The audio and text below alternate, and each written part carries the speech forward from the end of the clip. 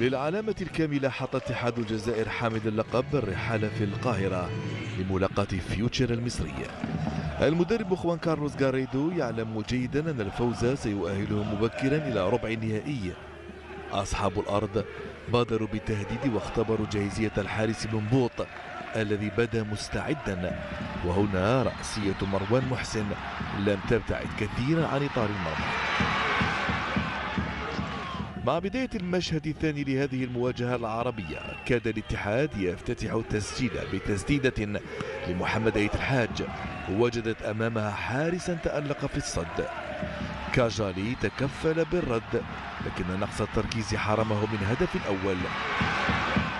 جاء الدور بعدها على غنام الذي حاول هو الآخر من بعيد لكن دون جديد.